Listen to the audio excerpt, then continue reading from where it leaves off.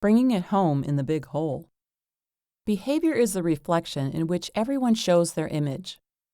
These are the words on the chalkboard behind the coffee counter at Big Hole Crossing, a down-home diner in Wisdom, Montana. I contemplated this thought over the juicy prime rib special as suntanned ranchers dressed in rawhide boots, cowboy jeans, and wide-brim hats sauntered in. Big Hole at 6,400 feet is the highest, widest, and emptiest of the major basins in Montana. This Valley of 10,000 Haystacks is one of the last bastions of the Old West and remains home to some of the biggest spreads in the state. Harsh winters keep the Big Hole from becoming overgrown with anything but wildflowers.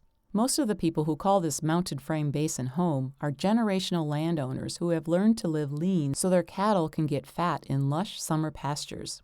My visit to these parts stemmed from curiosity about the Big Hole National Battlefield, a memorial to the non-treaty Nez Perce Indians just 12 miles west of Wisdom. Gray clouds smothered the basin the morning I set out for the battlefield on the 4th of July. The deserted two-lane highway, divided by buck and rail fences, wound its way through expansive pastures. I cruised slowly, scouting for wildlife, and spotted some white bottoms in the distance. About 20 antelope lay sleeping in the morning gloom. A stag saw me watching him through my binoculars and signaled his charges to move away. In the pasture directly opposite were 6 whooping cranes stabbing the grounds for grubs. One fanned his 5-foot wings and did a bit of a jig for me. A nearby meadowlark stretched his yellow throat, and my heart went flying with his songs to the heavens. At the Big Hole Monument, I watched the video created by the Park Service that told what happened there on August 9, 1877. General Howard and Colonel Gibbons of the 7th U.S. Infantry were enforcing the young U.S. government's demands that all Nez Perce Indians move to a reservation a fraction the size of their traditional homeland. They had chased the Nez Perce for 6 weeks who came to rest in the Big Hole, a basin that once was a hunting ground for indigenous people. Howard led 184 men that included a band of local volunteers who didn't cotton to sharing their pastures with the herd of 2,000 horses that the Nez Perce brought with them. The infantry swooped down upon the sleeping village of 800 in the pre-dawn light. The soldiers were ordered to aim low so they could kill women and children in the 89 teepees beside the Big Hole River. The enraged Nez Perce warriors managed to capture the military's howitzer and 2,000 rounds of ammunition during the siege. They dismantled the cannon and turned the weapons of dead soldiers upon the rest of the men who came to destroy their village. This was one of the few battles won by the Nez Perce who fled from U.S. forces 1,200 miles trying to reach safety in Canada. In the end, their leader, valiant Chief Joseph, was forced to surrender to General Howard, and his tribe was herded to a reservation. I walked out to the village site where the bare poles of about 20 teepees remained standing in a tranquil meadow. I imagine the wails of women who watched the skulls of their newborns being smashed beneath of the boots of those who simply didn't want to share this valley with them.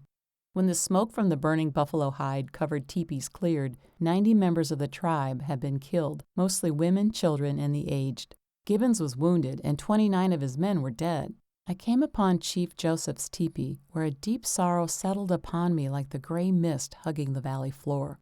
The tired chief's famous words kept playing in my head. My heart is sick, and I will fight no more forever.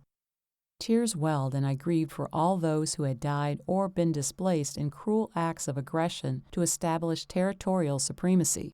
My thoughts went to today's headlines, the nightly news showing bodies of women and children being blown to bits, a beheading televised for the world to see.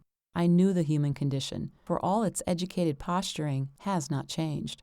Our behavior reflects sophisticated savagery, and wars continue around the globe.